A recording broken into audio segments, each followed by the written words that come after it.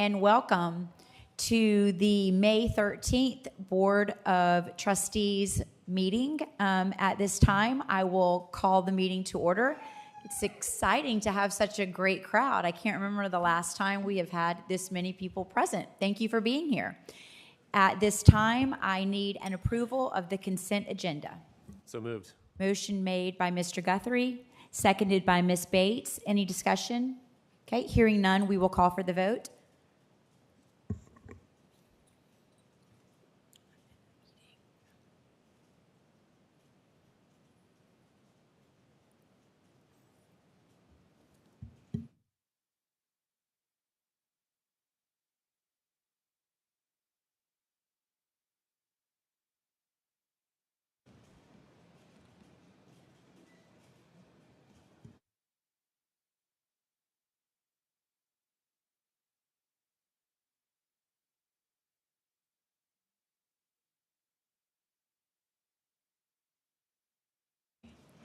Okay, and the motion carries 6 in favor, 1 absent. Okay, next on our agenda this evening, we have our district highlights. I suspect many of you may be here for that, so.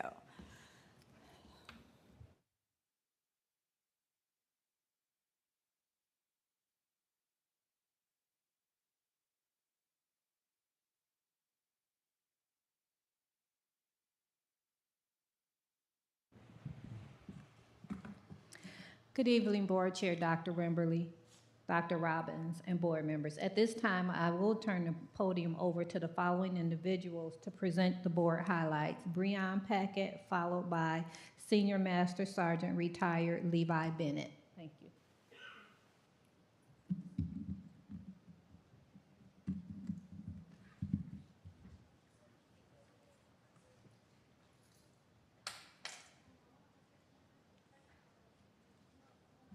Good evening, Madam Chair, members of the board, Dr. Robbins. They gave me a script. No, I'm just kidding. All right, so I won't be long-winded, but the hometown hero is proudly represented by none other than Miss Teresa Repkowitz. She joined Team DD2 for the 23-24 school year. She serves as the middle school science teacher at Rise Academy. While establishing a brand new program with a nearly new staff, Miss C, as she is affectionately called by her students, has hit the ground running. She's a pilot, teacher, author, speaker, volunteer, mother, and teammate. She cares about her students and works closely with them to ensure their success. She was nominated and selected out of several hundred candidates as this year's hometown hero to fly with the United States Air Force Thunderbirds. On behalf of Team DD2 and Rise Academy, we are proud to recognize Miss Teresa Repkowitz as our hometown hero. So congratulations.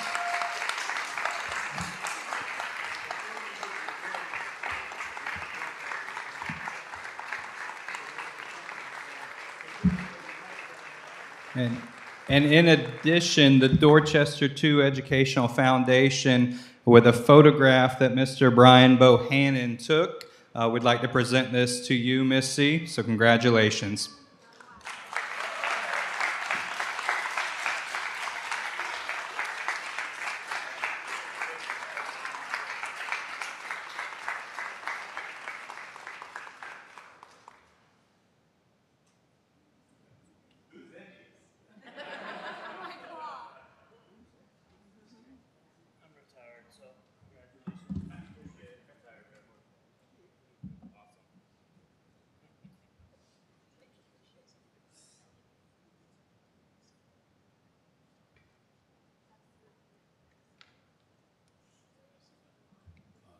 Good afternoon, everyone. My name is Senior Master Sergeant Levi Bennett, and I'm an AFJ ROTC instructor from Fort Dorchester High School.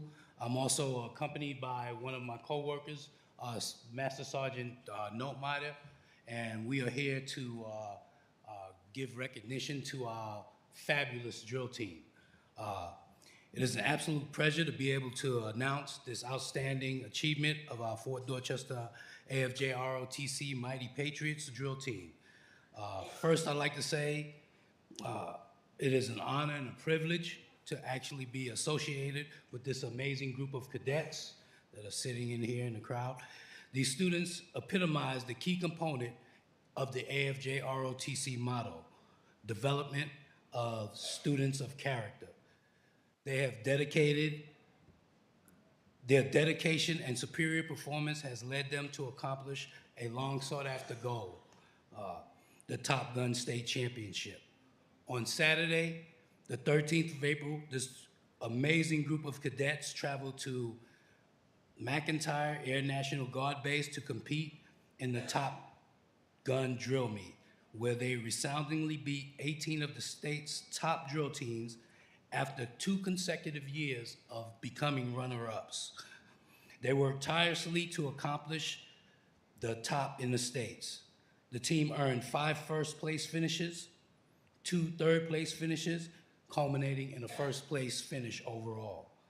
Honorable mention to our armed exhibition team that earned a perfect score on all 4 judges' scorecards, which rarely happens at one of these kind of competitions. I would ask that we all please give a great congratulations to these young kids for a job well done in record report.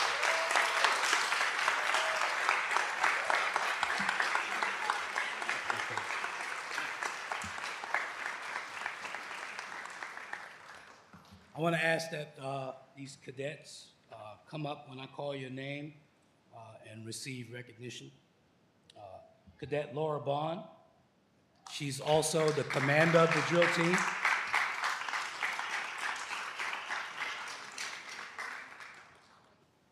Cadet Diane Lynn, she's the NCO for the drill team. Cadet Nicholas Laudrill,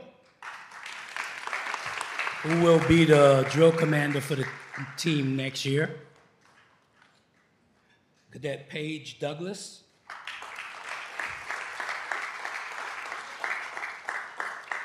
Cadet Brooke Moore.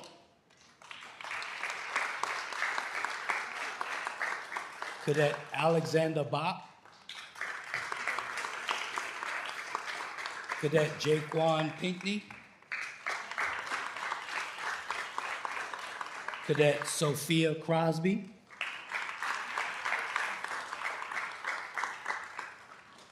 Cadet Tyler Warren.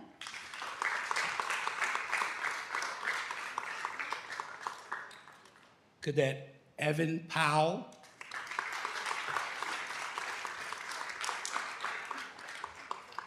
Cadet Zakai Taylor.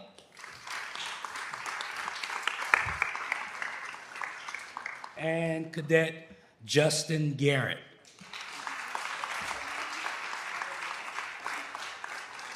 Congratulations to you all for a job well done.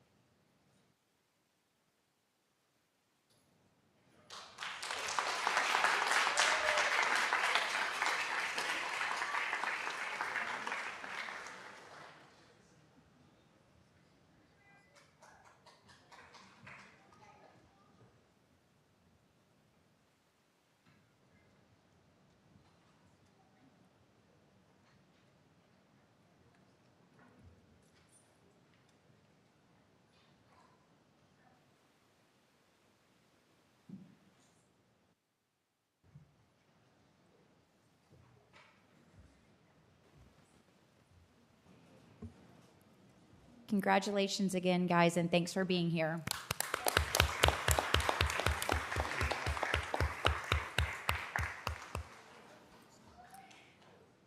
Okay, next on the agenda this evening, we have public comments on agenda items, and we have none. So we will move into the board chair's report. And at this time, the only thing I wanted to mention to the board is that we will be planning a summer board advance, as Dr. Robbins likes to call them. Last year was very productive, and so if you will please check your calendars, and he is also working on putting out some possibilities so we can all coordinate ahead of time to make sure we get something scheduled for that.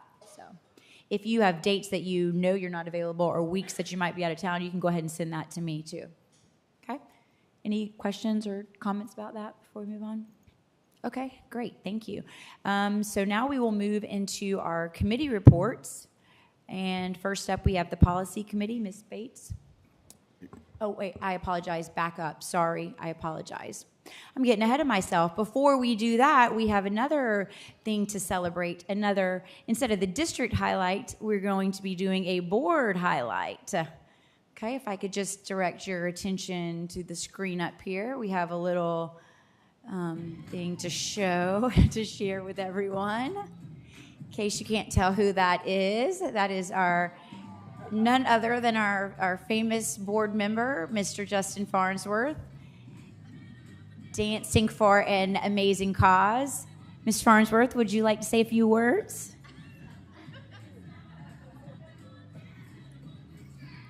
As I watch my performance there, I am in awe of myself. We had no idea you had those kind of moves. I don't know if you want to play music or if you want me to talk. Either way. So this was this past Saturday evening. A local nonprofit, the ARC of Somerville. Really, they encompass a lot of the state. Amazing organization. They support caregivers for folks giving care to those with Alzheimer's and dementia. Every year, one of the biggest events in Somerville is this event, so it's Dancing with the ARC Stars. And so they had asked me to participate as one of their quote-unquote celebrity dancers. So again, that event happened on Saturday. Dr. Robbins was there. I know Kenny Farrell's back there. Ralph, Mr. Hayes was there. Hopefully they enjoyed the performance. I had a blast. I started dancing back in January. And I put it out in a post today. I will tell you guys, I do not have a dancer brain. So it took a lot to be able to do something. So you can see, we got like tricks and acrobatics. Watch this. I can almost kill her right there. But I don't. I jump over. We just had a blast. And so we ended up, we won. So my dancer, Anna, who is amazing. If you don't know Anna McSwain, she works in Dorchester County Economic Development. So that's her day job. As a side gig, she's a dancer, she's a photographer. She came through DD2. She actually graduated at Fort Dorchester High School and has been dancing forever. And so the ARC had asked her to be a professional dancer for the competition. So I got to dance with her since January. You can see here, so this is actually kind of cool. So we're the first dancers in this event to bring in backup dancers. Because it wasn't just good enough for us to dance. We wanted to win this competition. So my amazing wife, Jessica, you'll see her right there, the tall blonde. She leads a group of backup dancers. Where's Miss Taylor? I saw Tracy. She was there. Miss Taylor was there. She got to watch it. So there you go. So there's my performance. I think it's fair to say you represented us well, so thank you for that. It is a great cause.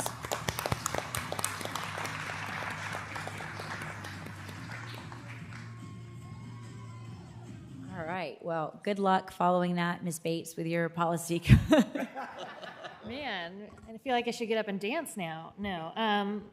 I don't really have anything for today. Our next meeting is going to be June 10th, right? Yes, at 4. What did we decide time? we're going to say tentatively 4, but it will be posted, so stay tuned. And that is all. All right, thank you very much. Finance Committee, Mr. Guthrie? Super quickly, we met with our budget presentation to County Council this afternoon. I think it went over well. We weren't asking for any millage increase or increased money, so it's always good to be able to tell them that we have a balanced budget as well. So that was really good news. So the budget process moves along. Okay, great. Thank you very much, Mr. Guthrie. And we have one final meeting, is that correct, in our process? Next Monday, Correct. May 20th? And, okay. And another, well, correct, the final, yes. So 2 more, so 1 more input and then the final. Great. So May 20th for the next one. Thank you very much. And next we have our Facilities Committee, Mr. Farnsworth. Yep, thank you, Madam Chair. And so the one item we do want to report out for the board and anybody else who would like to come to that meeting this Thursday, 8:30 on Thursday morning, I think, is that right, Wanda? Yep, so 8:30 on Thursday morning here in the district office. The Facilities Committee will meet and just go over a very high-level overview of facilities projects and where we're at with facilities. So again, Thursday, 8:30. Thank you so much. All right, thank you very much, Mr. Farnsworth. And I believe that is it for our committee reports this evening. So next, Superintendent's report. Thank you, Madam Chair, members of the board. I am really incredibly excited for the first report tonight. I'm going to turn it over to Dr. Gatson, our Executive Director of Special Services, and Kendra Boffman, who is this year's chair for our Student Special Services Parent Liaison Group, which many of you know bore out of some situations last year. I'd be very remiss if I didn't say they've been an amazing group of people to work with to try to advance what we're doing for our students of need in Dorchester School District 2. And tonight's presentation is going to be a little bit about that, but it's also going to be about some of the other things that are really exciting with these fine group of students that we have in our district with our Unified Track program and many others. So with that being said, I'll yield to Dr. Gatson and let her take it. Thank you. Thank you. Good evening, Board Chair Dr. Wimberly, Superintendent Dr. Robbins, and all members of the board. Tonight I bring you greetings and good news from the Office of Special Services. I want to thank the members of my team, the Special Services leadership team members who are here. Those are the folks who work behind the scenes to make all things happen, Special Services. But one of the main reasons we're here is we want to acknowledge those who have helped us with all of our new initiatives for this year. One of our initiatives, as presented to you earlier in the school year, was to create a stronger sense of community for our students and their families by stepping out of the classroom and into the community to bridge gaps in communication and to build relationships that would enhance the living and learning experiences for our students. So on behalf of Dr. Robbins, I would like to highlight a few of our successful partnerships. First, I want to acknowledge the Somerville Mayor's Committee for the Employment of Individuals with Disabilities, which was recently featured in the Somerville Journal Scene for another successful year of fundraising that yielded $18,000 in scholarships for Dorchester District 2 students who learn differently. The Somerville...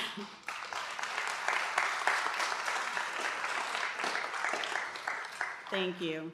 The Somerville Mayor's Committee was established actually in 1990 under the leadership of Mayor Berlin G. Myers, and Mayor Touchberry participated in the presentation of the awards this year, and he was caught on record saying, "This is one of the best days since taking office."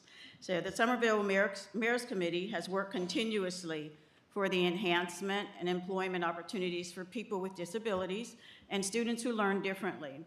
This year, I'm proud to have served as a co-chair alongside Robin Clevenger, the chair, who is a former Dorchester School District 2 teacher of students with disabilities. The Somerville Mayor's Committee delivered 12 awards this year for current students, former students, Knightsville Elementary School teacher Gina Leonard, and businesses that support the employment of individuals who learn differently in our community. And we look forward to the continued support of the community and business partners through our annual golf tournament held in the fall of each year and the awards luncheon held in May. And secondly, I want to acknowledge the second initiative, the Preschool Task Force, in an effort that was initiated by the Office of Special Services to enhance services for preschoolers with developmental delays by expanding our continuum of services, beginning with our littlest, the preschoolers. The Preschool Task Force, led by Assistant Director Michelle Jakes, and supported by our principal representatives, our teacher representatives, as well as our Child Find School psychologists and specialists, has implemented an overwhelmingly successful year of our 3 4K inclusion pilot classes that you all approved.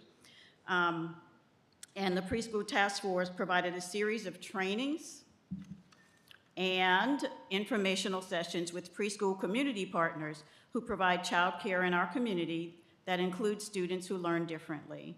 Thanks to all of them, thanks to you, Dr. Robbins, and his cabinet, and all of you members of the board for supporting the approval of the 4K inclusion program this year.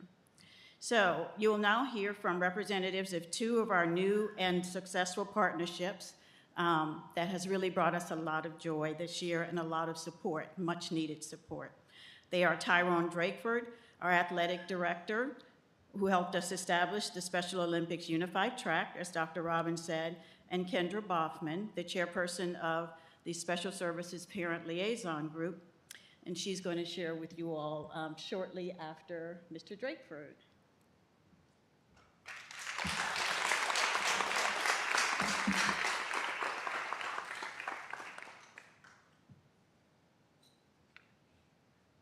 So all of these people are here for Mr. Drakeford.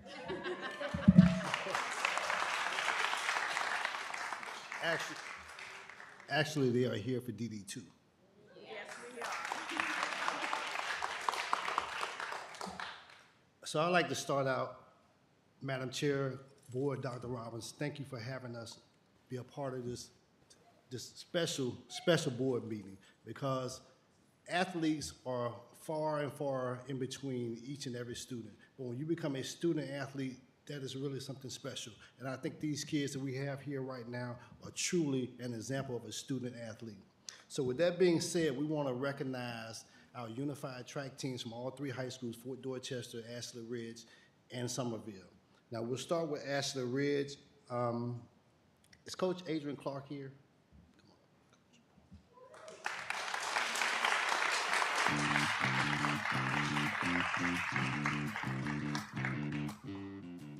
So Ashley Ridge won first place in the 4x100, which is extremely hard to do because it takes a lot of teamwork, a lot of commitment, and everybody got to work together to actually come out on top.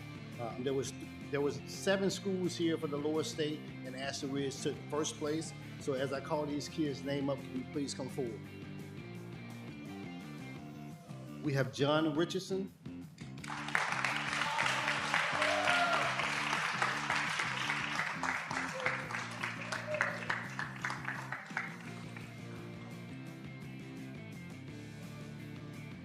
We have Hunter Hanberg, I'm sorry.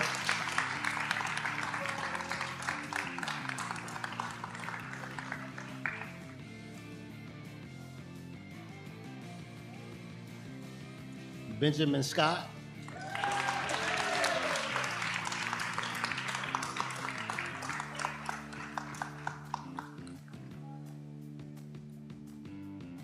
And Grant James.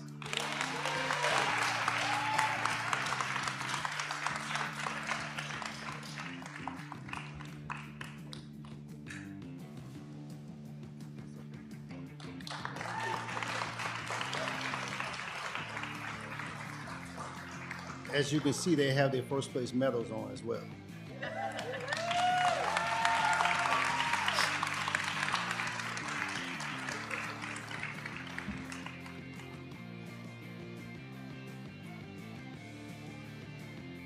All right, thank you, Ashley Ridge.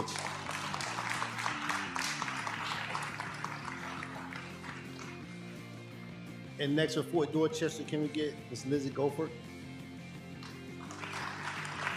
She's the head coach for Fort Dorchester High School Unified Track Team.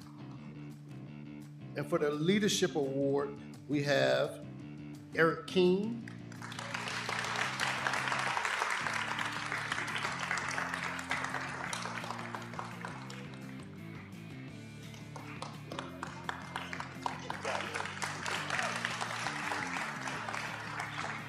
We have Miles Simmons.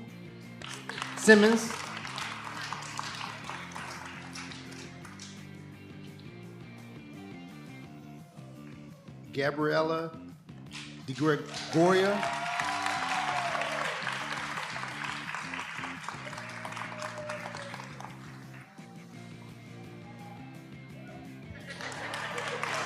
Thank you for Dorchester High School.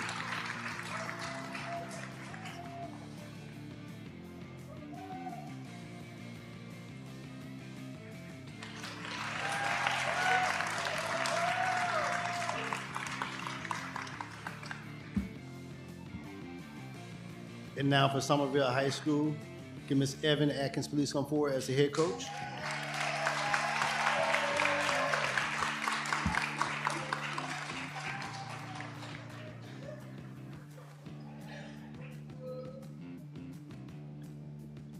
In first place in the shot put, we have Mason Elroy.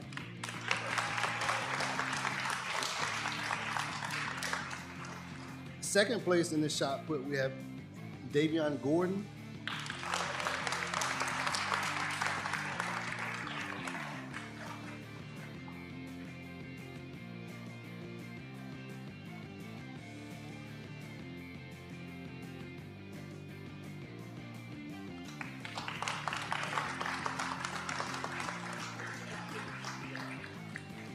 Third place, we have Max Burkhart.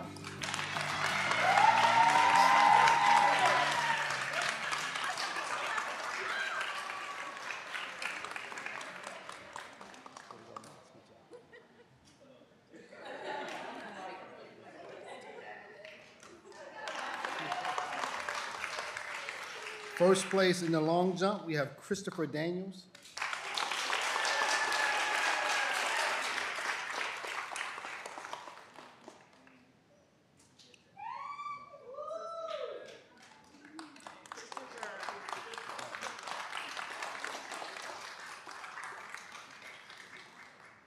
Second place in the long jump, we have Verna Ross.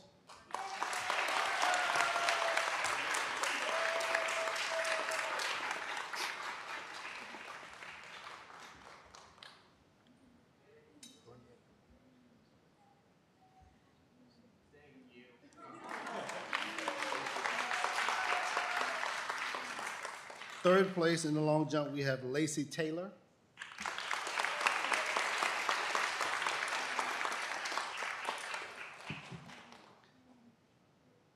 First place in the 100 meter, we have D'Angelo Gaddis.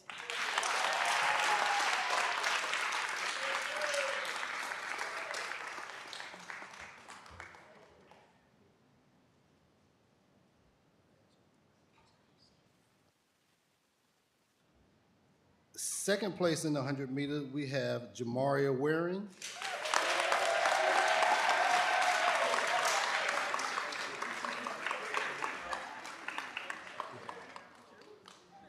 In third place in the 100, we have Nehemiah Brown.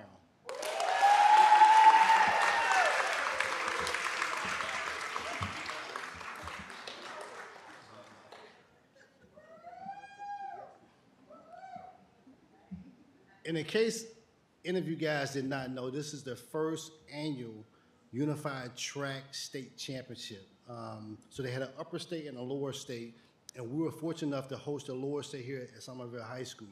So without further ado, Somerville High School is the lower state 2024 Unified Track and Field Champions.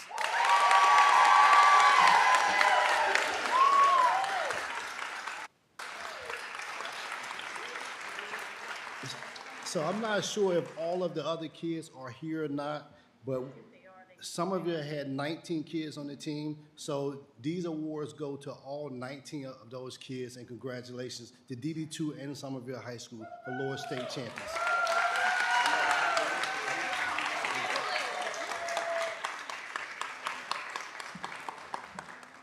Tell all of the Somerville members who are here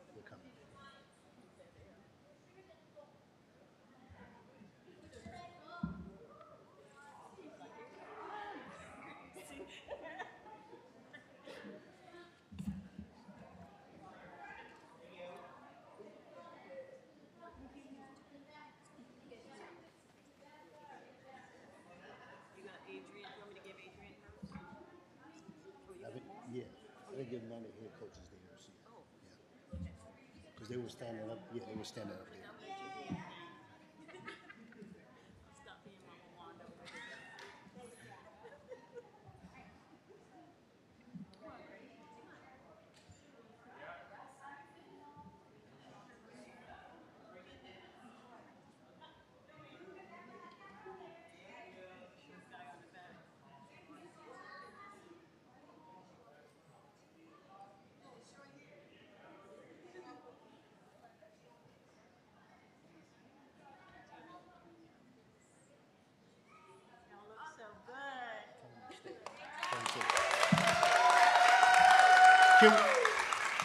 Can we get one photo? Can we get one photo with all three high schools, since this is the very first year of the unified track and field, and we are the lower state champions in DD2.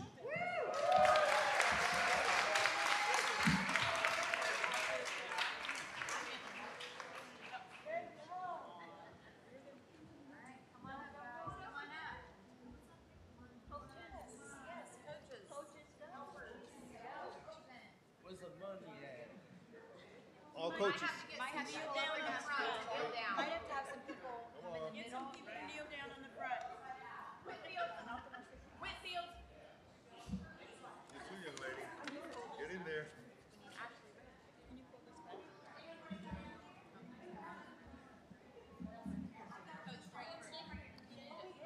Let them go. In the picture. Go, go, go. Get down right there. There you go. I got bad knees.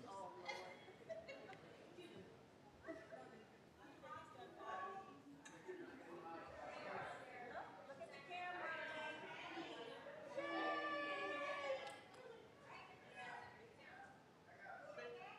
Don't cover your face.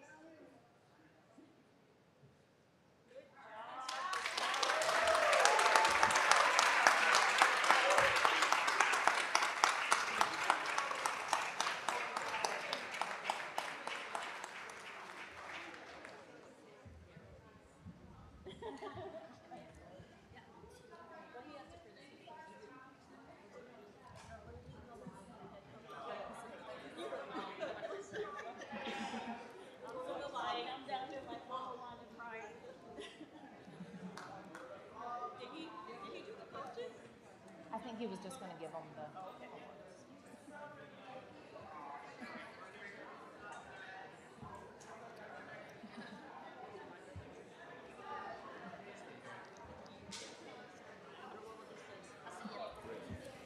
Congratulations again to all our track participants, and thank you for being here. Woo!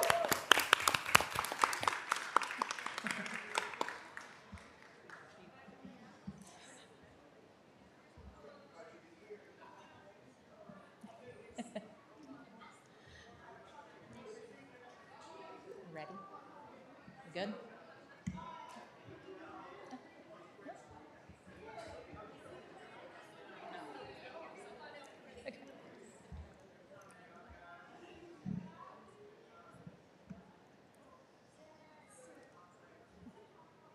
What an exciting act to follow.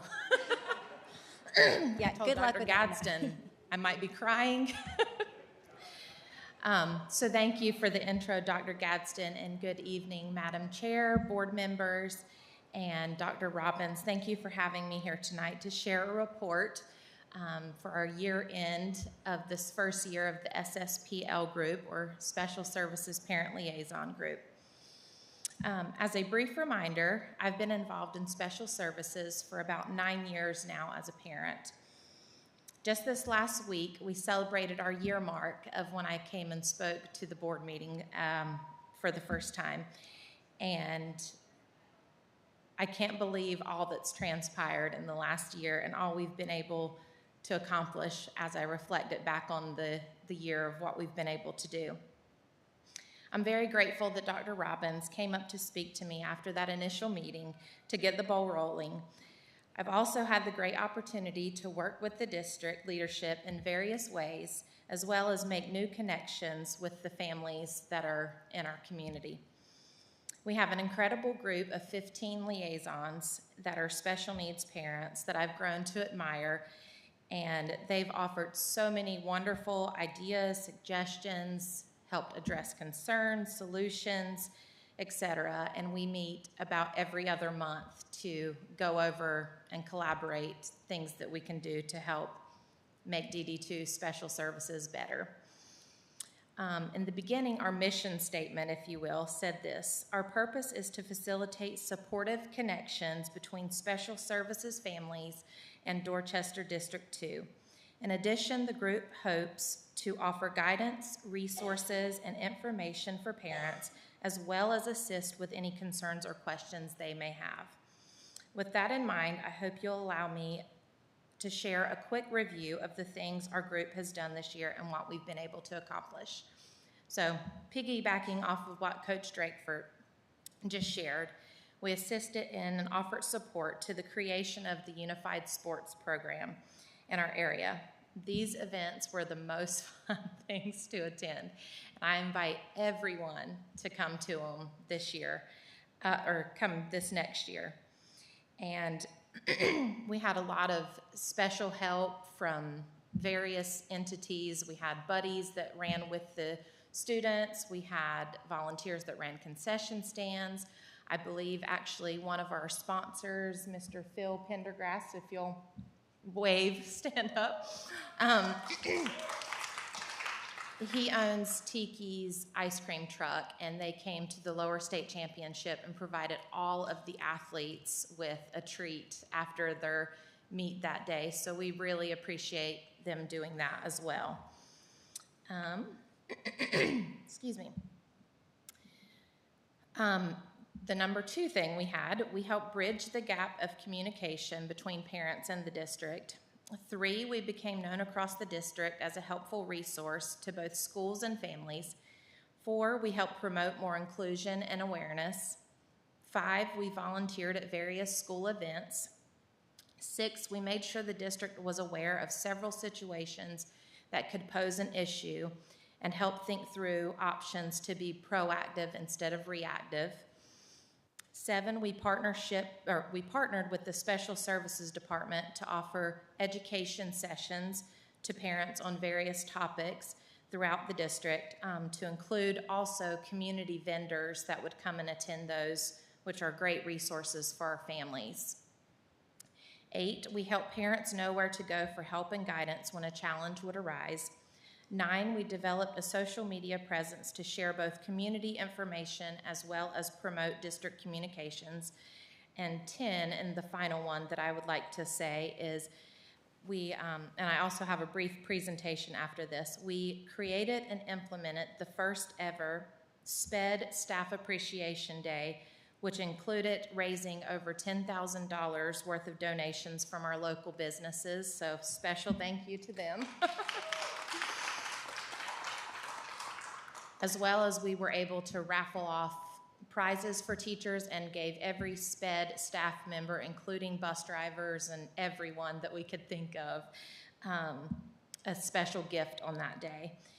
And kind of going with that, the presentation that I mentioned earlier, to thank those donation or sponsors throughout the community, we created a artwork contest, if you will, to make thank you cards to give them. And this student that won the artwork contest to be on the front of our cards is here tonight, and we have a special gift for her. Her name is Madison Egger, and she is a student at Somerville High School, and her piece was chosen because our theme this year was Heart of the Matter. So if I could have Dr. Robbins, Dr. Wimberly, Dr. Gadsden, lots of doctors here, Miss Gina Bright, come up, we will present her with this thank you gift.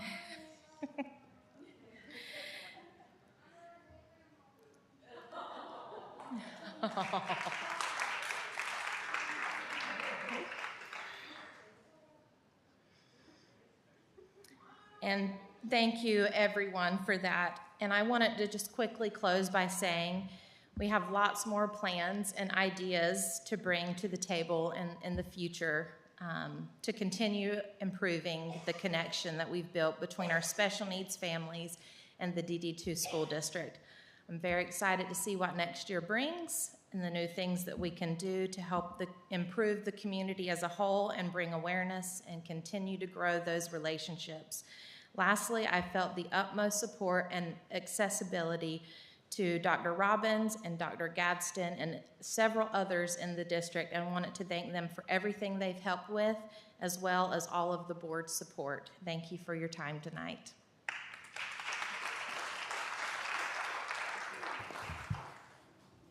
Give me a second. Thank you so much. You guys have been amazing. I know Dr. Gadsden feels that way. We won't be without our challenges, but it's all about progress, and we're stronger together, and you're a big part of that. So I look forward to next year as well. I just wanted to say thank you, too. I follow you on social media, so I get to keep up with all this stuff, and I feel part of the community, too. And I know that, I got to come out to the Fort Dorchester Unified Track Meet, and I think I was, boo-hooing and celebrating, and it was just such a wonderful, wonderful time, and I look forward to seeing what you continue to do, and I appreciate you bridging that gap with us and continuing to have that open communication, because it's been really, really awesome just as a board member to be more accessible and to you and back and forth. So I really do appreciate you. Yeah, I agree. I just want to say, I feel like one of the things that I've really seen since I've been on the board is that there's so much value in partnerships, and we've all been a part of some really good ones, but I am telling you, this is one of the best that we've had yet. It's an invaluable partnership, and we appreciate all you've done and your entire group and just your collaboration, your willingness to work with us. And I think I've seen it firsthand so many times when you get parents, families, community members involved, it makes all the difference. I guess we really can't do it without you, but even the bigger part is that we don't want to. We want to do it with you. So thank you again. We really appreciate it. And I just want to, am I on? Okay, I just want to say, from the day you stepped up to that podium and you started talking, my heart was so full, because that is one of the things that I envisioned happening. We don't have all the answers, but you as a parent and your group got together. You saw an issue that could work, and you continue to work with it. You involved, Dr. Robbins and Dr. Gadsden and everyone, and every time I see a post, there's a big smile on my face, because I said, it's working. And I know if we get all of our parents to just look at it as a partnership, as Dr. Wembley has said, it's not you against us and we're against you. The children benefit, and I can see that. So I just say kudos to each and every one of you, and hey, don't you think about going anywhere else, because, you're on to something, and I want others around the state to understand what has happened in DD2. So congratulations, thank you, kudos. Okay, so moving on, in the academic report, I've got really 3 things for the board tonight. One will be an action item. The first one is just a little update. We've been talking about elementary recess, and there's 2 really main reasons that we're working on the elementary recess piece. One is it is research-based, that at the elementary level, recess is really important for students. It helps with behaviors. It helps them focus in the classroom. And so we can sometimes, as I look at my elementary educators, get really tied to instructional minutes. But it's important to understand that the non-instructional minutes sometimes can make us more productive with the instructional minutes we have. Now, I am biased. I have a health background, and that has been, my research throughout the course of the years. But we're working on that to see if we can't come up with a good solution. One of the things that we found we could do automatically was to get at least 10 minutes back through the modification of going back to our original bus schedule times that we modified a couple years ago, and we feel confident that we're able to, gain that 10 minutes back to put in towards recess to get us those 2 minutes blocks of instruction. Now, what I've given you tonight is very generic, because within that you'll have your fine arts rotations, and you'll have several things going on in an elementary school when you're looking at kindergarten through 5th grade and how that will work and function. What I really wanted to show you is the 10 extra minutes that we're getting back by increasing that at the end of the school day. And then I've tasked the academic team with putting together the foundation within that and what that looks like with our rotational schedules and our pullouts. It's not easy. It's a little challenging when you consider it's 6 grade levels within that building and trying to ensure they have their fine arts rotations, but it's doable. I've seen it done in other districts, and it's important for our young ones to have that recess time moving forward. Happy to answer anybody's questions. And 100%, I agree with you. I think the recess time, for sure, that non-instructional time is extremely important, especially with the development of the child's brain during that time period.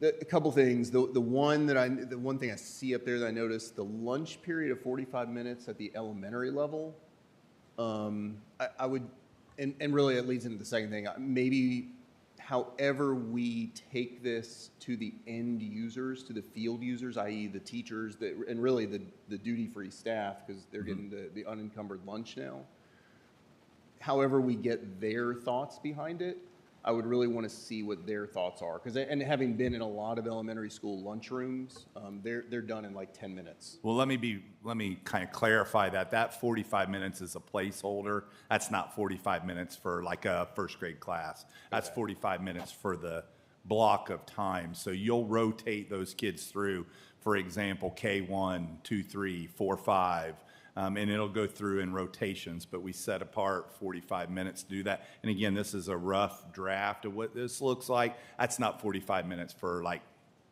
little Shane to be in the cafeteria. Gotcha. Okay, so that clarifies that. Yeah. Perfect.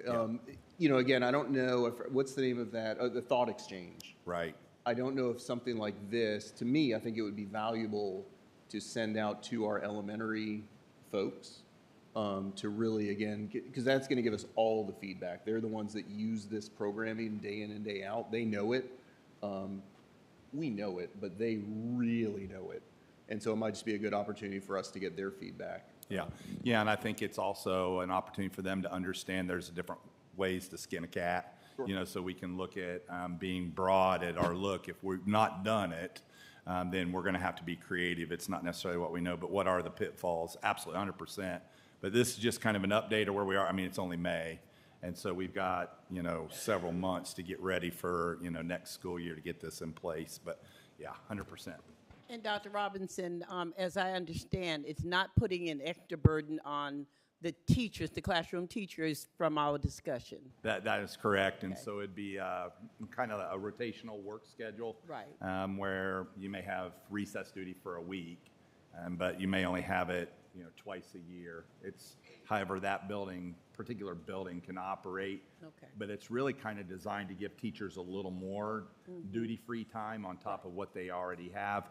At the same time, provide students with that much-needed ability to burn energy so that they can focus when they are inside the classroom.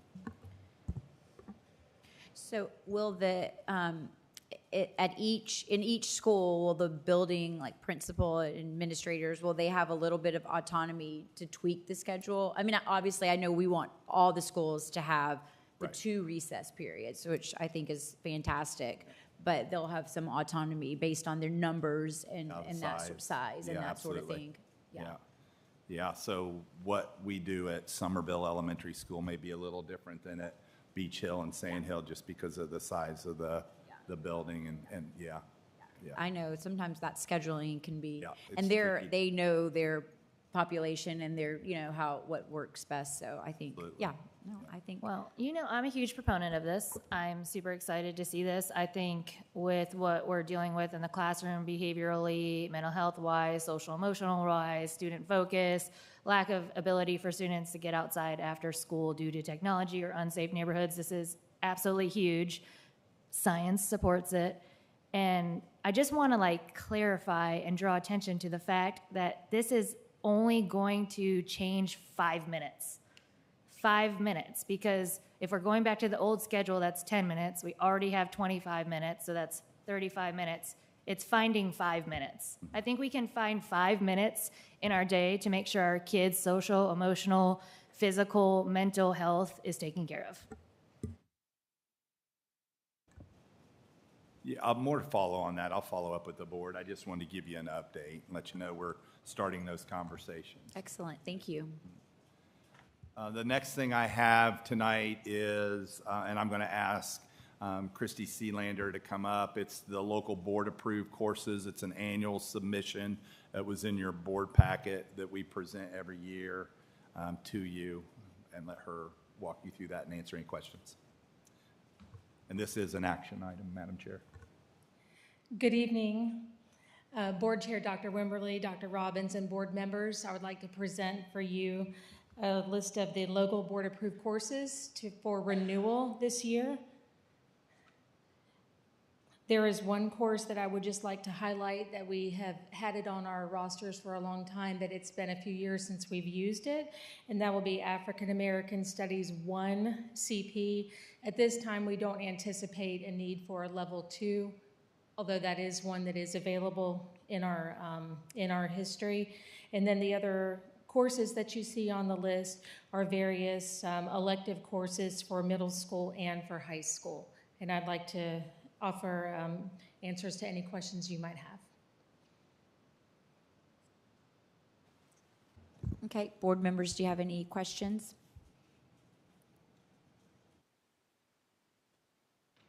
Okay, do I have a motion? Make a motion to accept the local board-approved courses as presented. Motion made by Mr. Farnsworth, seconded by Ms. Powell. Okay, again, any questions or discussion at this time? Okay, hearing none, I will call for the vote.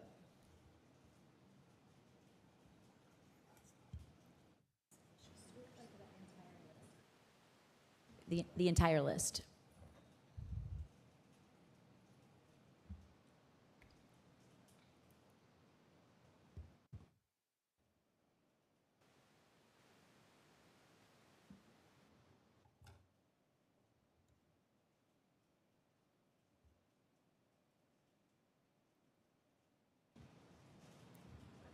Sorry, there's a little bit of a delay with the system.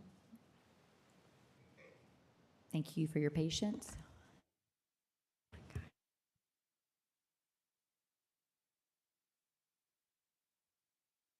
Okay, and the motion carries 6 in favor and 1 absent.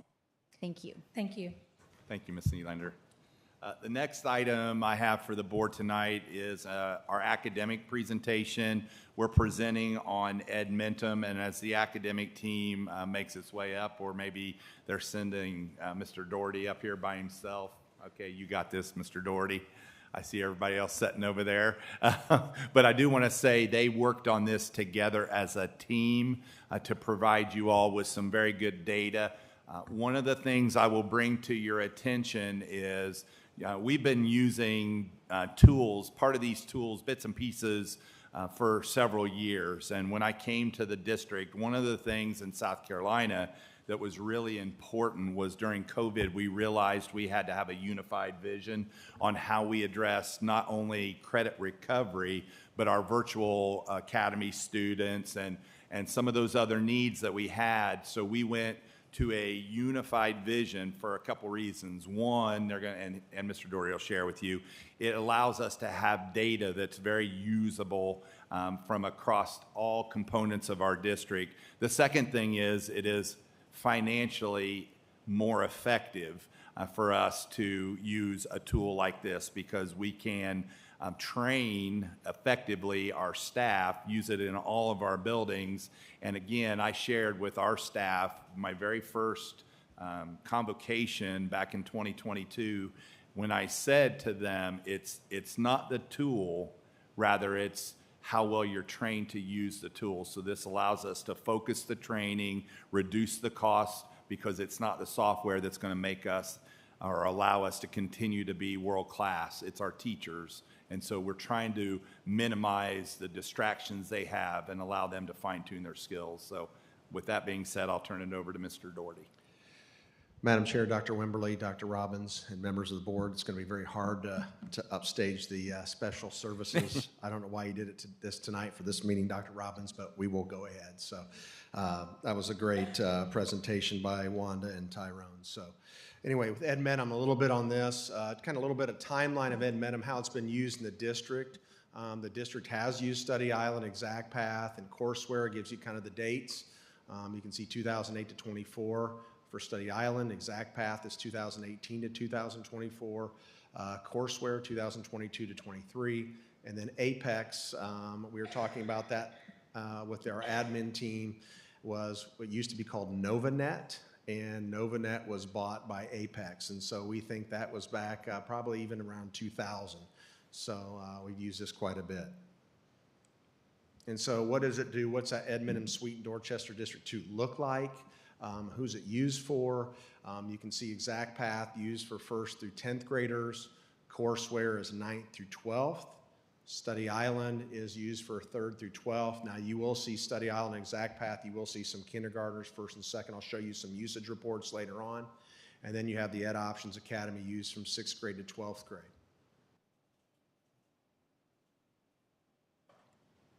So what is EdMentum? And these are the two big programs that we are using a lot, ExactPath and Study Island. It's a K through 12. And you can see here it meets students where they are.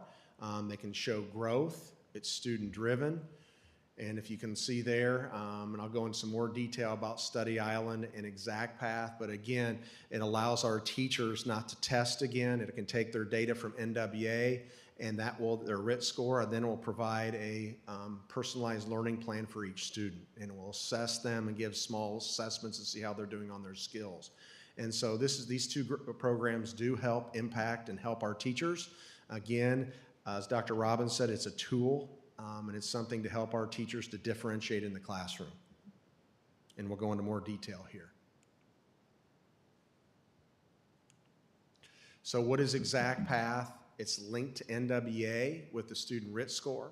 It helps students with personalized learning plans, teachers with differentiation, skills-based to help students grow academically. It supports the student and the teacher. It supports our 9th and 10th grade intervention classes at the high school. It only supports English and math, and we use it for our summer reading camps.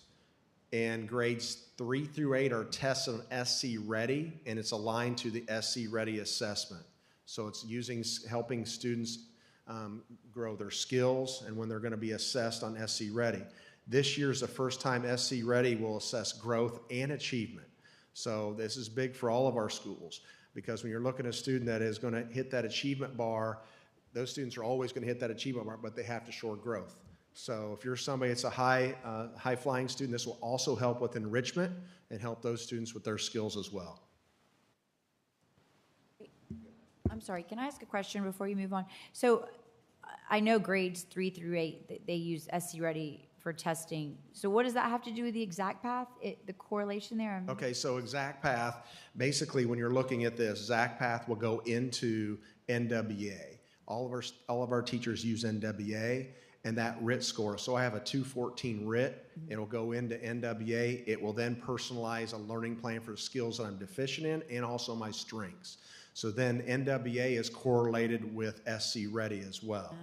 So if that helps. So like it'll be based on the test scores from last year. It looks at each individual student, uses those to tell the teacher what the student needs to work on. That is correct, what they're deficient on, yes. And that takes a lot of the guesswork on what teachers have to do and prepare lessons.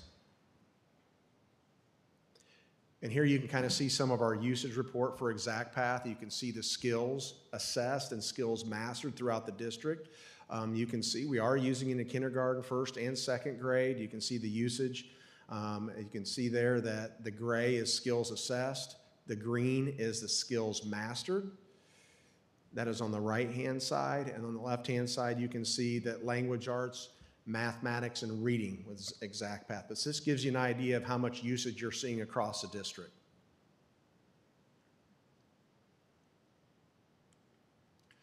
So Study Island. So Study Island is a little bit different. It offers on-grade level questions that are aligned to SC Ready as well in grades 3 through 8. It supports 2 additional core classes, science and social studies. So it supports the 4 core areas, language arts, math, science, and social studies. It gives them targeted practice. The teacher assigns it and does some spiral review for independent practice. And so here is our usage report. Yep. Oh, okay. Well, Sorry. this kind of goes with the usage report. You might be about to answer it, but so are they required to do a certain amount of time on Study Island? No. No. Some teachers will actually have some trophy challenges with the program. But the district doesn't require No. it for the, okay. Now, if they are going to use, the only thing the district has asked our teachers to do is use this program rather than purchase another program. So we're using Fidelity, so we're talking about looking at scores. We're comparing apples to apples here when we're looking at programs. Sorry, thank you. Mm-hmm. Are these taken on the computer just like maps and the rest of them? Yes. And they see their scores immediately? Yes. Okay. So you can see the usage report for Study Island. You can see we don't use it much in K through 1, but you can see in 2nd, 3rd, 4th, 5th, 6th, 7th, and 8th, we're using quite a bit of that. But again, it supports all 4 core areas and those teachers that teach the 4 cores: science, math, social studies, and English. So courseware and flex assignments provides online curriculum for our middle school, high school, and the RISE Academy. Includes core and elective courses. It gives us a little bit more variety, and so we can offer classes that we may not have an active teacher in. It's used for recovery options, unit, quarter, credit recovery, along with initial credit. So this is big when you're looking at seat time requirements and those things when students need more options and they can make up. This is where they can actually get it here in courseware. So benefits, we also have homebound and home-based instruction. These are all accredited courses. So again, this does support the standards, supports a blended learning approach. It's an online resource with a teacher, and there's targeted remediation, intervention, and enrichment. So this allows, so when they do the recovery, credit recovery and things like that, it's actually relevant to what the student, it targets what the student actually needs that extra support in. Right. By So using this. That is correct. And Okay. standards-based, it's tied to that curriculum, yes. And then as far as evening school, so when you're looking at evening school from Apex courses, this is what's really helping our graduation rate when you look at this. Your high school credit recovery, initial credit courses completed this year in evening school, 76 credits earned by students at Ashley Ridge, Fort Dorchester High School, 123 credits, Somerville High School, 155, for a total of 354 total credits. And that's helping students, get over the line for graduation. So this is huge for 2024 and 2025, and we're not done yet. And you'll see a lot of these students will go to summer school as well, and they'll use this Apex software as well.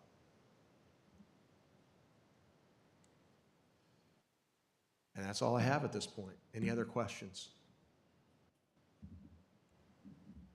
Well, I taught using Study Island, and I'm sure it's been upgraded several times since then, but I truly did enjoy using the program. Well, thank you.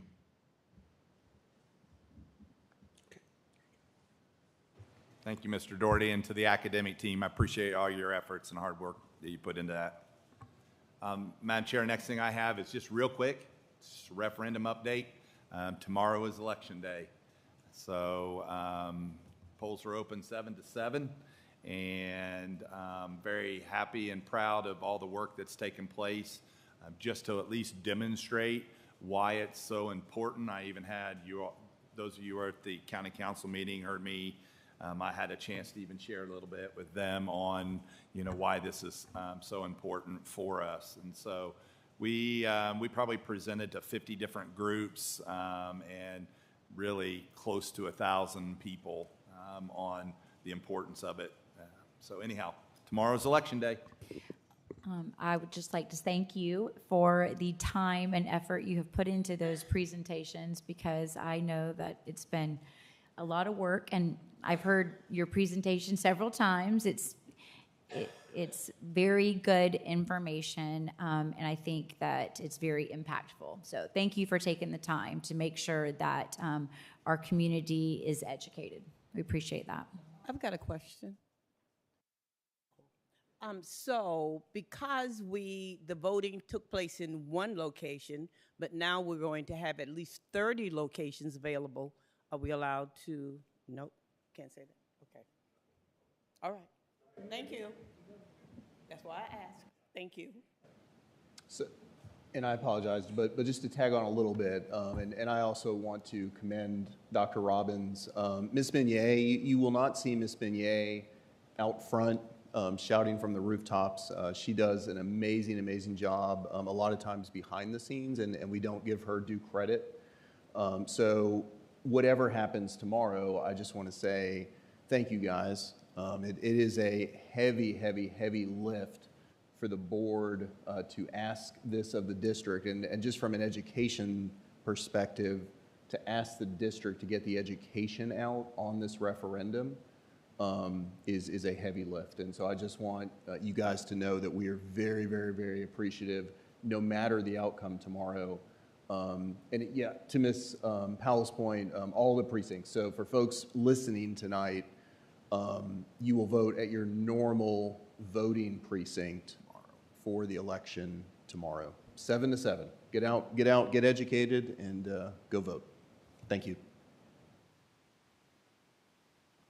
All right, well, thank you, everybody. So the next item I have on my agenda is just a really kind of a quick update for you all, just to let you know that we have had 2 meetings of our Recruiting and Retention Task Force.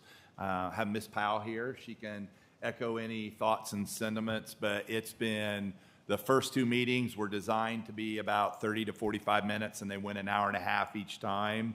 I shared with you all kind of our work in progress slide deck of our strategies and just all the brainstorming that's taking place. And so, you know, we really came up with 9 components we were focused on, and that was our recruitment strategies, making sure we have competitive salaries and benefits, our PD opportunities, supporting a work environment with strong school leadership, work-life balance, career advancement opportunities, mentorship, recognition, and then just increased avenues for feedback. You know, some of these things are ongoing.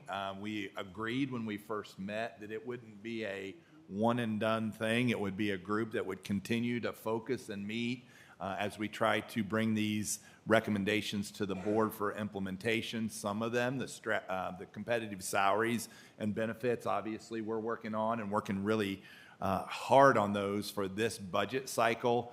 When you look at the supportive work environment, one of the things we talked about was giving back the gift of time. And so any opportunity we can to have that duty-free opportunity for teams to meet and work, looking at, you know, modifying and doing some things different with our PLCs. Right now we can do that with our middle and our high schools, but our elementary schools really struggle with finding that time. So how can we look at, you know, some type of PLC within the schedule? Maybe we have discussed an early release, not a half day, but an early release, so that our teachers at the elementary level can work in their PLCs and then eliminate or minimize the number of after-school meetings and responsibilities they have. And so culture and climate is really important. It's something I think we do really well, but we agreed that we need to find other avenues and opportunities. So, Ms. Powell, would you like to add anything? Just would say that we have a very excited group that's working with us, and they come ready to throw any and everything out there so we can see what's going to work. And one of the things, as I've always said, whenever I did my listening sessions around the district, a lot of times the teachers that have gone elsewhere will say they just love the fact that in DD2 you felt like the people were concerned about you personally, and they appreciated the fact that we were that welcoming, and we are doing what we're doing now with the task force. We're trying to find out how to make life better for our educators instead of just continuously piling on more things for them to do. So I believe we are really on the way to getting some things done that the teachers will appreciate, all of our educators will appreciate. I had a question. So one of the things that you and I talked about when we did our teacher appreciation video was feedback from the teachers. So I know that's something that you're planning. I don't know, you're going to use the thought exchange or, okay. Do we have a timeline for that? Or do you think that we'd be able to get it done this school year? I do, so we because, could... yeah, once people go into summer break, it's hard then to get them to participate. And to Mr. Farnsworth's point, you know, when we do something to garner feedback, what may seem like, I call them the good idea fairies, what may seem like a good idea may in actuality not be. And so that will be one avenue for us to garner feedback as we're looking at ways to give the gift of time and look at what we can do for what I call working conditions. And so that's outside of, you know, salaries and benefits. What can we do with working conditions to improve? The thought exchange is something that I think this group will be able to levitate to and use quite a bit. And so we have a meeting in 2 weeks. I believe we have our third meeting in 2 weeks. And so we'll address that. And, you know, the county council brought up an idea for us to throw on the agenda as well this next meeting and consider ways to save money as a possibility. So, yeah, absolutely. Okay. And answer your question, long story short, yes. Okay, yeah, no, that's great. I look forward to hearing that. So will we have like actionable items going into next school year in the next meeting or two, like some specifics of what we're looking to accomplish and that we can put into effect for next school year? Yeah, I think so. It won't be in the next meeting or maybe not even the next two meetings because most of what we'll look at is working conditions.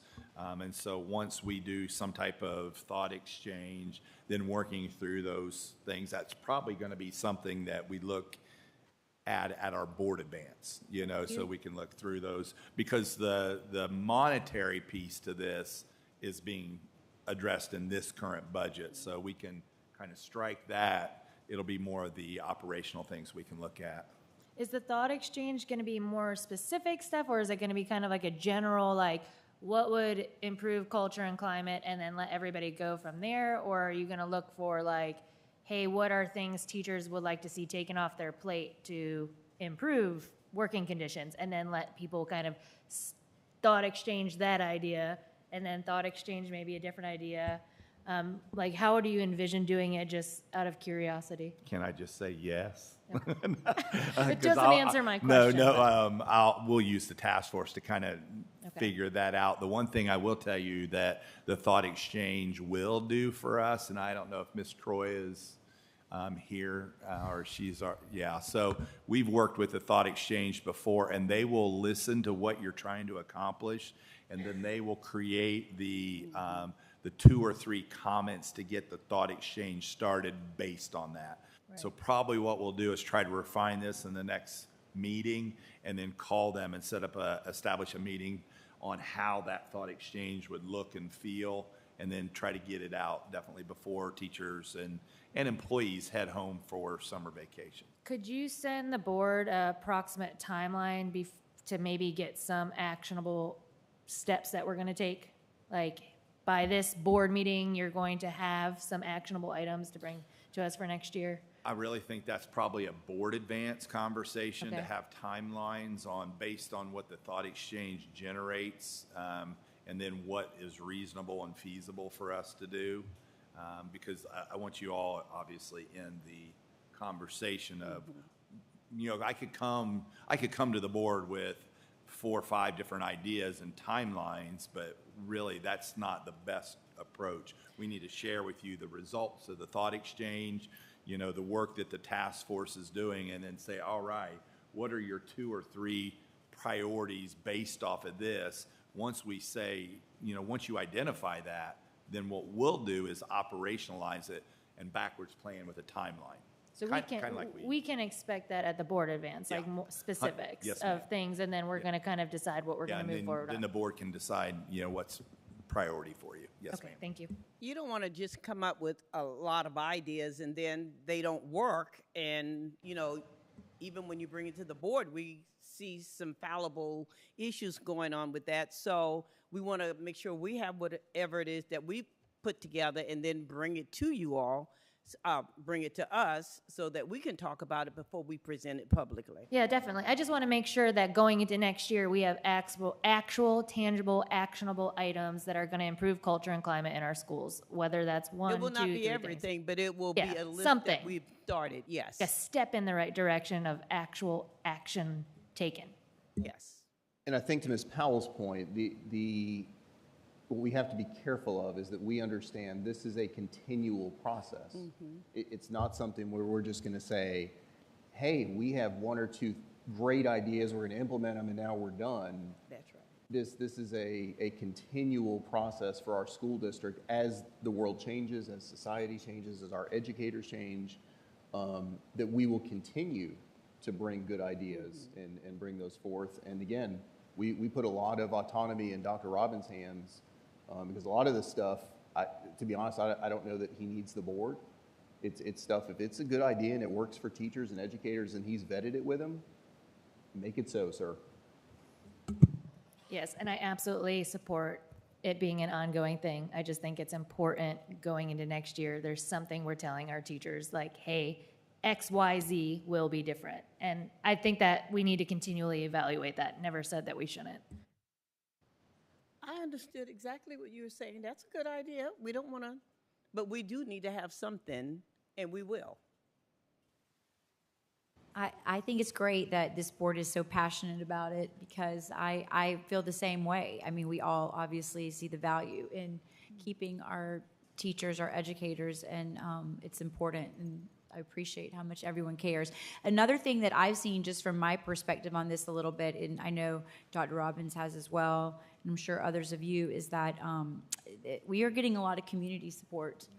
We're having some really good conversations with people out in the community and our chamber and other leaders, and I think that we're raising awareness that this is a problem, that supporting our educators and giving them, the respect that they deserve is something that should have already been happening, but, we're making strides, and I feel good about that, and I feel good that we're taking steps, and I get what Ms. Bates is saying. It can't happen fast enough. I'm with you, trust me, and I agree with Mr. Farnsworth too, that we're not going to stop. This is going to be ongoing. We are not going to stop. We will continue. We're going to continue to look for ways to make this, the best district to work in, and for teachers to want to come here and to want to stay. So thank you for everything that you're all doing. I really appreciate it very much. So thank you. Thank you, Madam Chair. Next I have is our finance report, which really the finance report is the budget, and we've kind of shared with you where we are in the budget. We have the May 12th public input meeting, and then the budget or May 20th. Did I say 12th?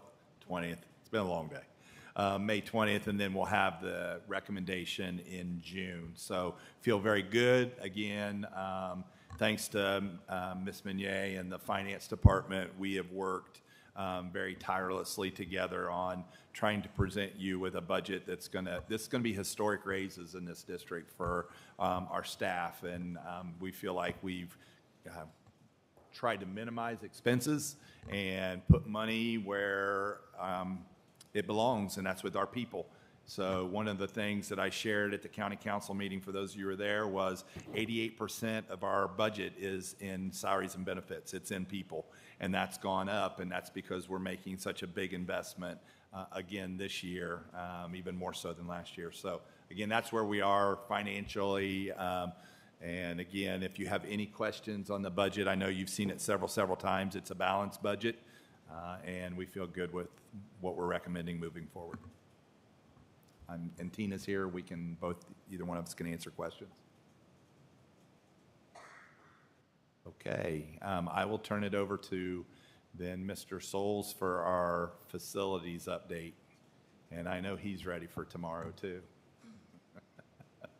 The excitement is in the air. Yeah.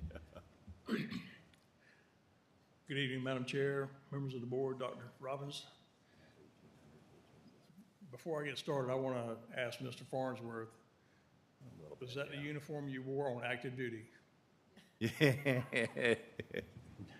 No, sir, but funny story, super quick. I did 3 costume changes that night. The first costume was actually my original Navy dungarees, my boot camp issue dungarees that somehow I still fit into. My hat's off to your seamstress.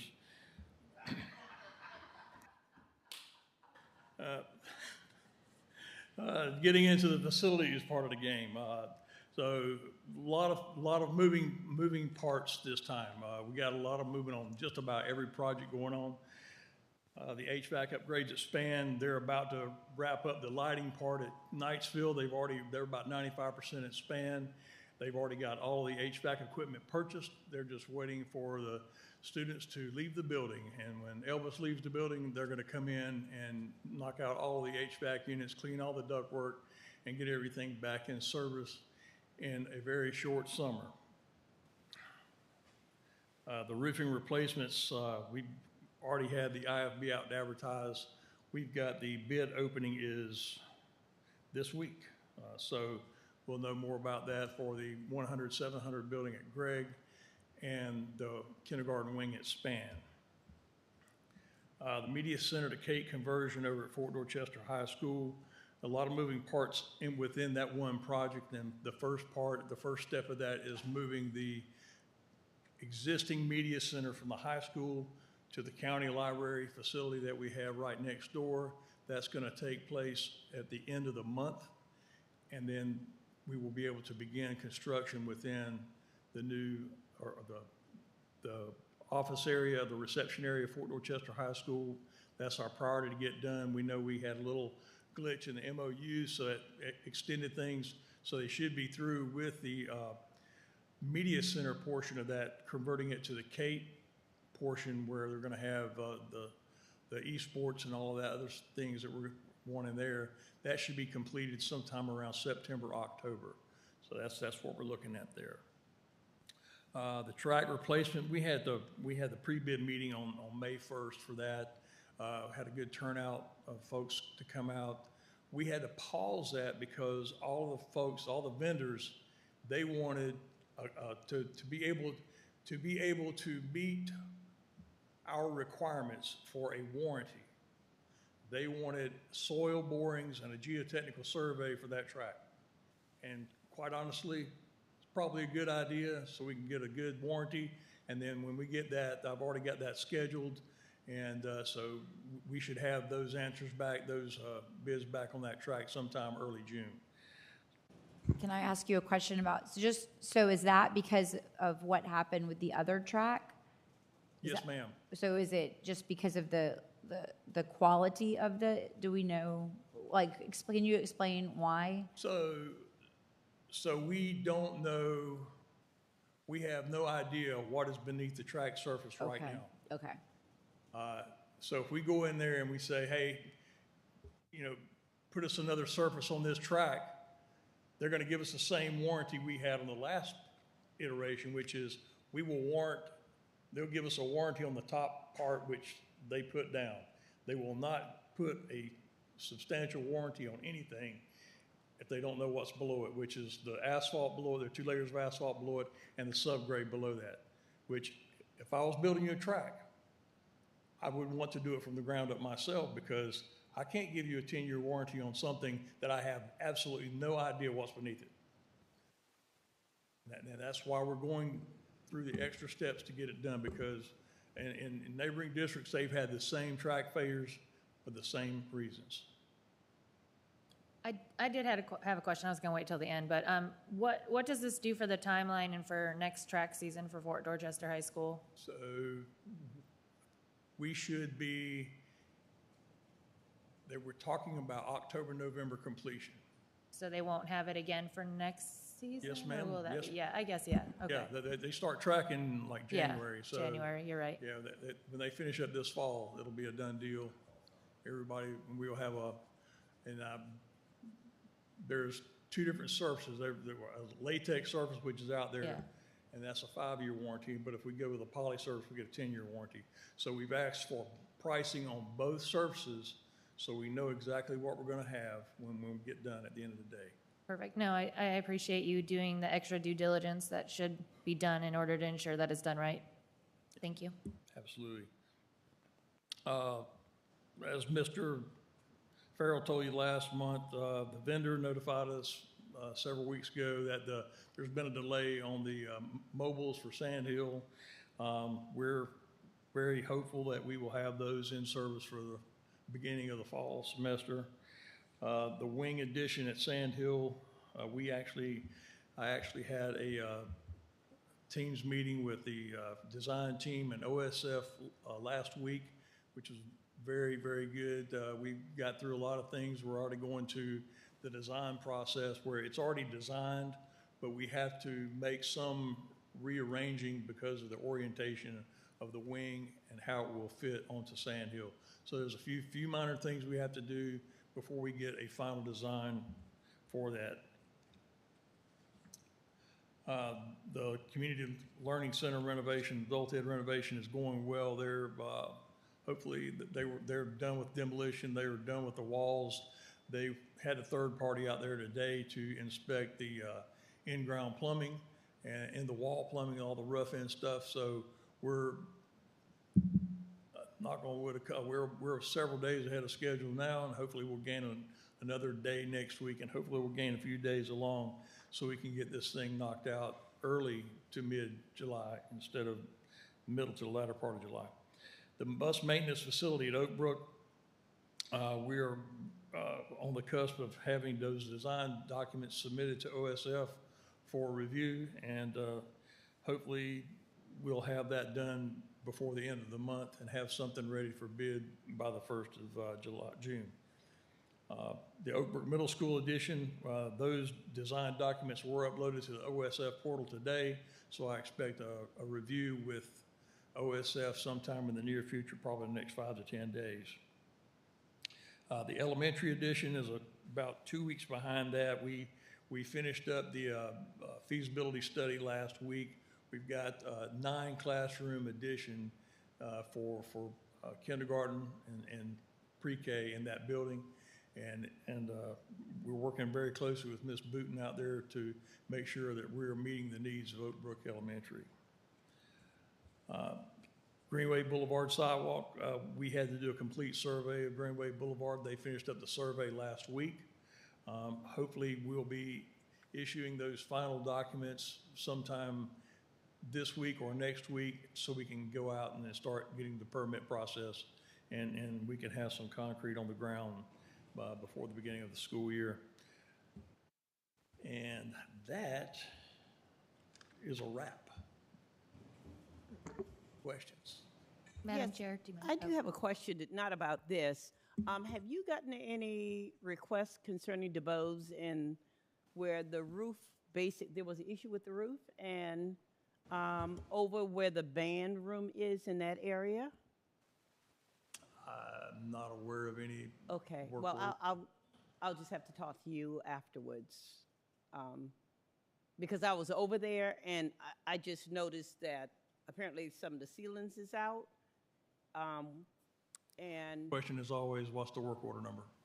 pardon? My first question is always, what's the work order number? Okay, If I I can don't track. know that. I'll have to check into that to make So- sure. But with the it- rain and all that's coming and all, and, Ma'am. you know, the mold issue. I'm sure Mr. Brinkley's team has already submitted a work order, and I was out Friday. Right.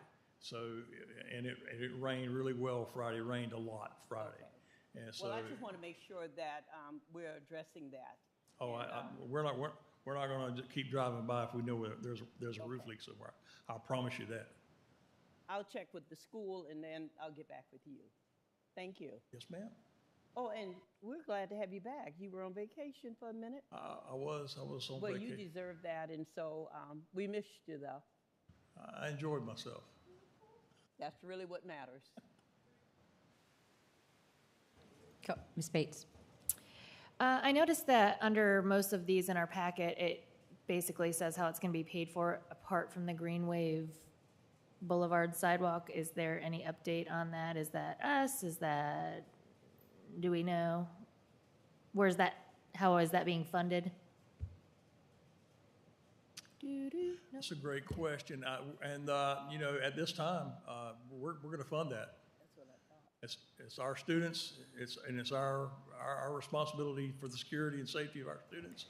And unless somebody else steps up, which I haven't heard of anybody jumping up and down saying we'll fund it, so we're going to have to fund it. I just wasn't sure if there was anything that came out of past meetings, so I just wanted to get an update. And So see. Okay. we did reach out to the COG, and I think they sent us an application very recently, like last week or 2 weeks ago.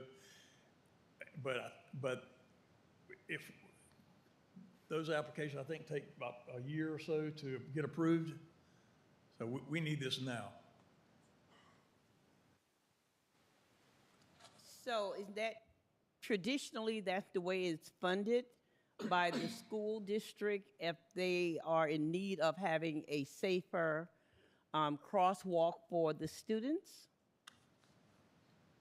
So in talking to some folks outside, some other entities,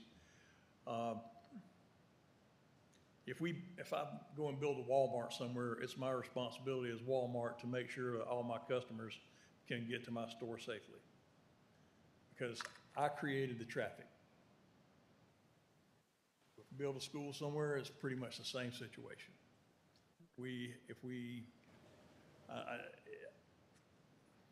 I don't want to go down a rabbit hole, but yes, ma'am, I think we need to take it upon ourselves to make sure that our kids are safe.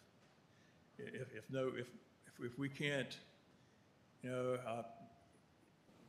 talking with, you know, the other entities, we are being helped by the county. It's how does that thing work? It's a county road in the town of Somerville. The county is willing to give up the right of way. The town is willing to permit it, and we're going to do our part and put concrete on the ground. Yeah, I agree. The safety of our students is what's most important. Yes, but if we can get some money, definitely to take care of it. We're always looking for ways to fund things other than going to Miss Mounier with a handout. All right. Yeah, I'm thinking back. How much did we pay for the Sires sidewalk? You remember that? You're talking about Chandler Creek Boulevard, the entire roundabout and everything. I don't remember that. Hundreds of thousands. That was close to. I'm not even going to speculate. I know that was started in 2015, and we finished that up and turned it over to the town in like 2019. So, but that's a town asset now.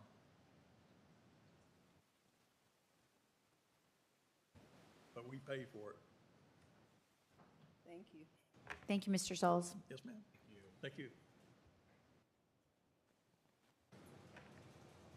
The last thing I have tonight is the personnel report and student enrollment recommendations, and those were uploaded into your board packets. Okay, board members, as for the personnel report, if you are okay with it, we will do this in open session minus the one recommendation that's listed there under the executive content. We will do that in executive session. So at this time, if everyone is okay, I'm going to ask for a motion regarding just the classified and teacher recommendations and resignations. So moved. Okay, motion made by Ms. Bates, seconded by Ms. Crosby. Any discussion or questions? Okay, we'll call for the vote.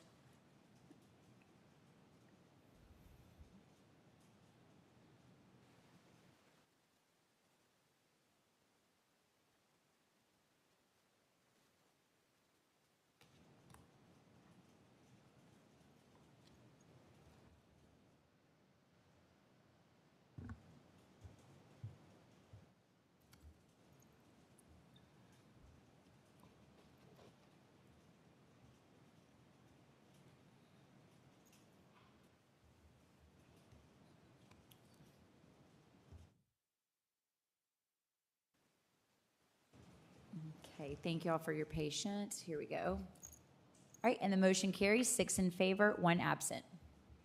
All right, and moving on, next we also have the student enrollment recommendations in our packet. Is everyone okay with doing that in open session? All right, do I have a motion? Motion made by Ms. Bates. Seconded by Ms. Crosby. Any questions or discussion? Okay, hearing none, I'll call for the vote on that as well.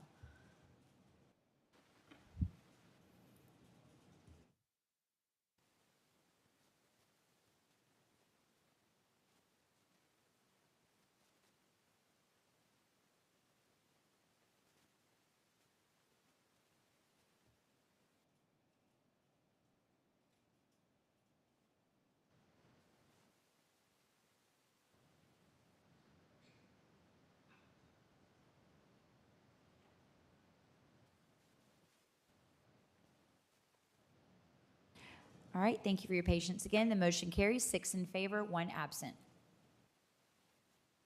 All right, and that completes your report, Dr. Robbins? Yes, ma'am. All right. We are now moving into our public comments on non-agenda items, and this evening we just have one, and that is Mrs. Mary Rita Watson.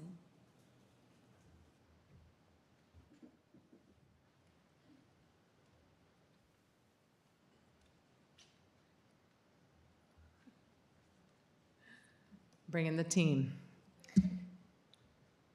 Good evening. I'm Mary Rita Watson. I am, the last time I'm saying that I am a 4th and 5th grade Read 180 teacher at Oak Brook Elementary School.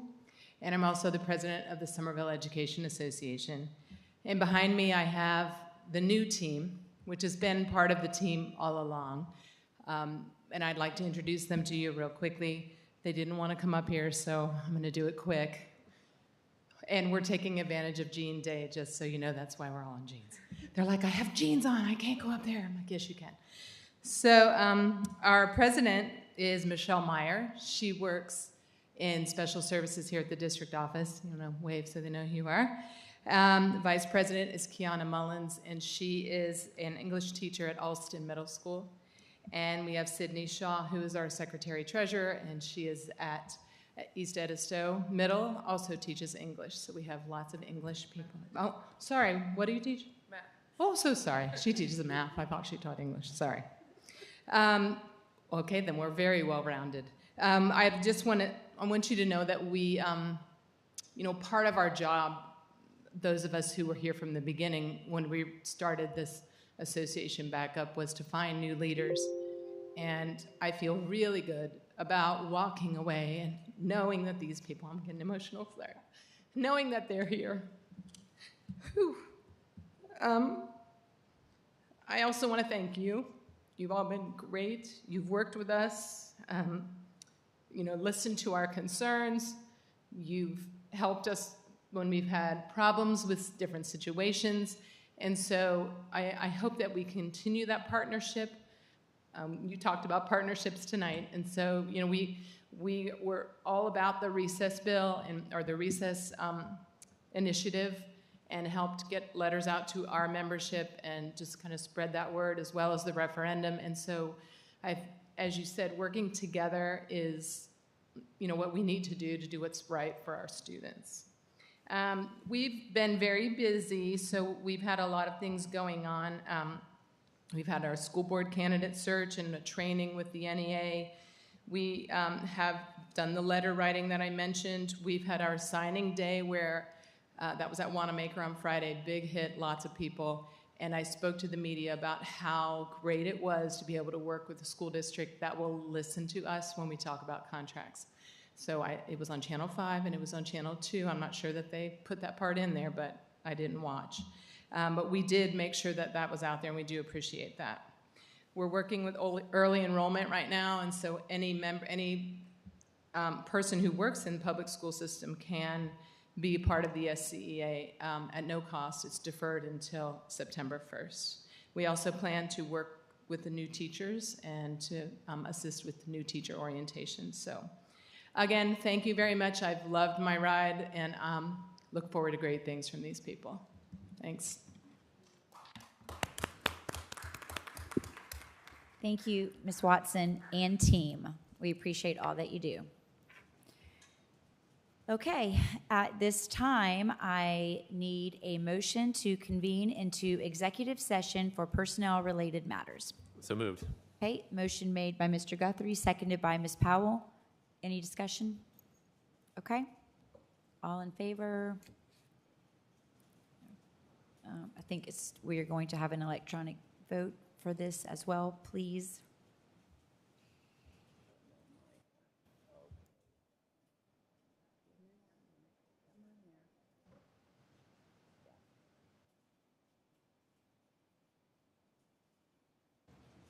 Okay, and the motion carries 6 in favor, 1 absent. At this time, we are in executive session and we will return.